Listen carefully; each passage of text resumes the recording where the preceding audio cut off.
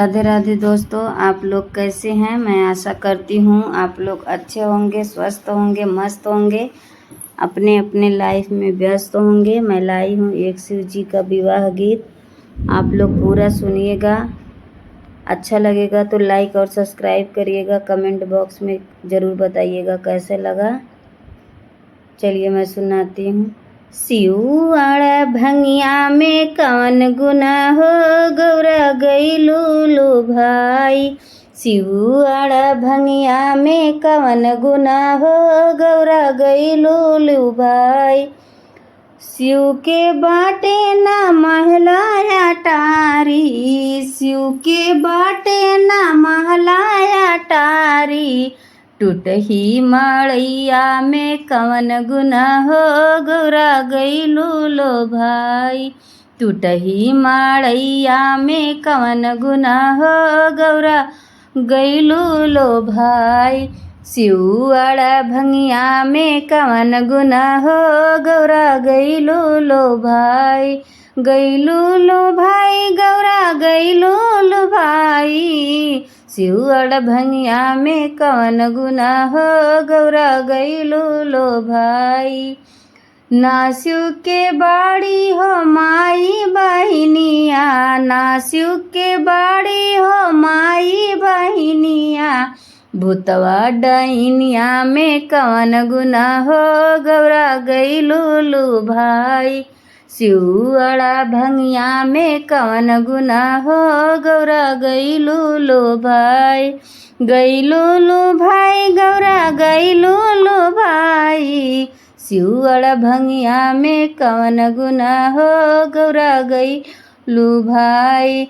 शिव जी पहिने ने साला दु साला, शिव जी पहिने ने साला दु साला। बघवा के छालवा में कवन गुना हो, गौरा गईलू लो भाई।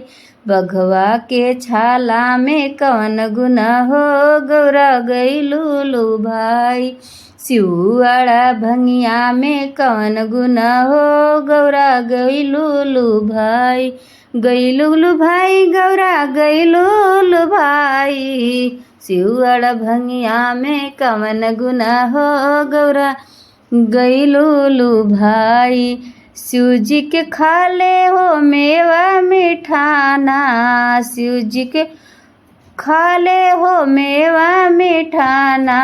भंगिया के गोला में कवन गुना हो, गौरा गईलू लो भाई। भंगिया के गोला में कवन गुना हो, गौरा गईलू लो भाई। सिउआड़ा भंगिया में कवन गुना हो, गौरा गईलू लो भाई।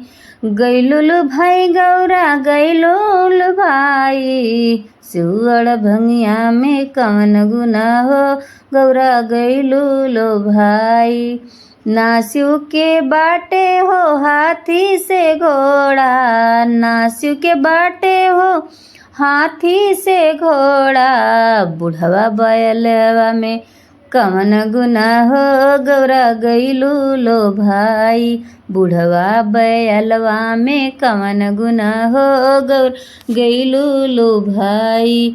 गईलू लो भाई, गौरा गईलू लो भाई। सिउआड़ा भंगिया में कवन गुना हो, गौरा गईलू लो भाई। ना शिव के बाटे हो सोना ये चानी, ना शिव के बाटे हो सोना ये चानी। बिछुआ ततैया में कवन गुना हो, गौरा गईलू लो भाई। बिछुआ ततैया में कवन गुना हो, गौरा गईलू लो भाई। गईलू लो भाई, गौरा गईलू लो भाई। सिउआड़ा भंगिया में कवन गुना हो, गौरा गईलू लो भाई। ना शिव के बाटे हो आजन से बाजन, ना शिव के बाटे हो आजन से बाजन। डमरू में कवन गुना है, गईलू गौरा गईलू लो भाई। डमरू में कवन गुना पाई, गईलू गौरा गईलू लो भाई।